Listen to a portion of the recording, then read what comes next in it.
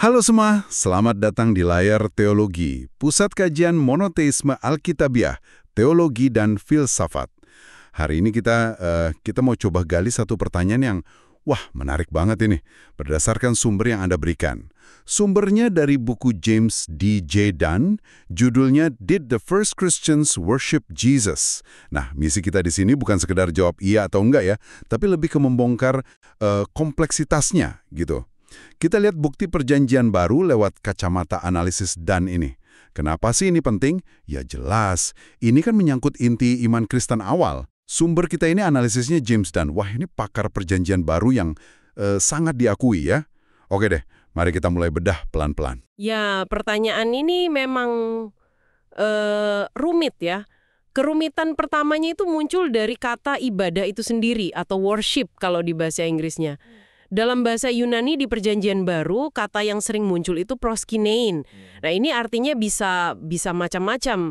Bisa sekedar hormat yang dalam gitu ke raja atau orang penting lainnya.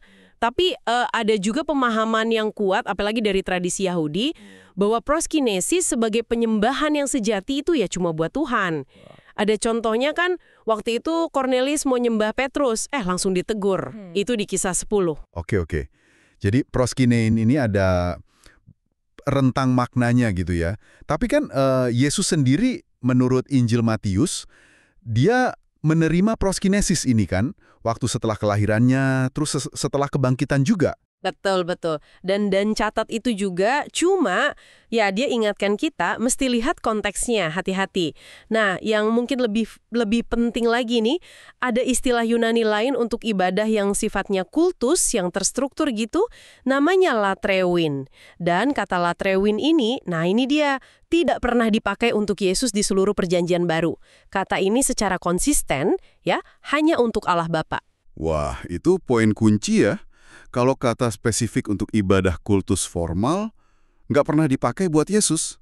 Berarti jawaban awalnya secara formal ya tidak, gitu dong. Ya, secara teknis kalau kita bicara letrein jawabannya tidak.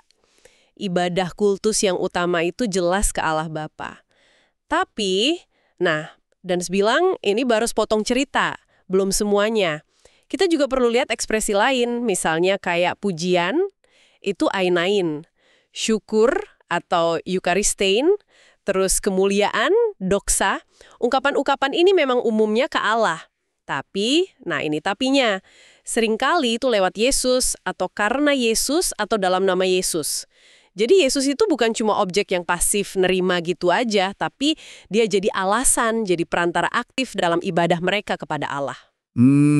Jadi fokusnya agak geser ya. Bukan cuma apakah Yesus disembah, tapi lebih ke gimana Yesus mengubah cara orang percaya beribadah kepada Allah. Tepat sekali.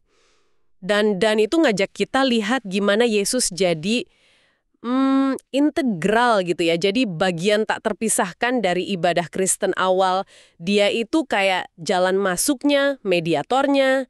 Dan ini semua harus dipahami dalam konteks monoteisme Yahudi yang ketat banget gitu loh. Intinya kan doa Shema itu, pengakuan Tuhan itu Esa.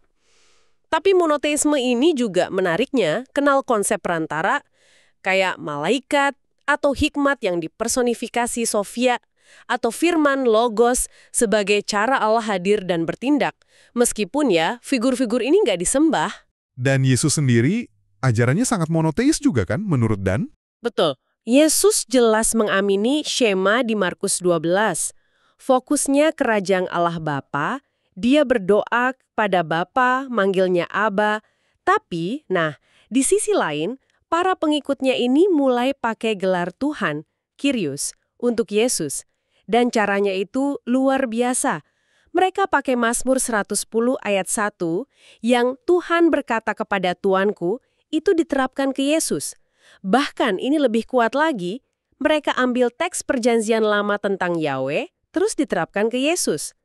Contoh paling jelas ya, Filipi 2 itu ayat 9-11, yang kayak menggemakan Yesaya 45. Nah, ini dia nih. Kayak ada ketegangan ya. Di satu sisi, gelar Tuhan, bahkan teks tentang Yahweh dipakai untuk Yesus. Tapi tadi Anda bilang, ibadah formal, latreuin, cuma buat Bapa. Gimana Dan jelaskan ini? Ya, dan menekankan kalau status Kyrios Yesus yang tinggi ini, itu hampir selalu ada bingkainya. Bingkainya itu untuk kemuliaan Allah Bapa, itu jelas di Filipi 2 ayat 11. Dan di akhir zaman nanti, Yesus sendiri pun akan tunduk pada Bapa, itu di 1 Korintus 15 ayat 28. Yesus juga dilihat sebagai puncak manifestasi firman, logos, dan hikmat, Sophia, Allah.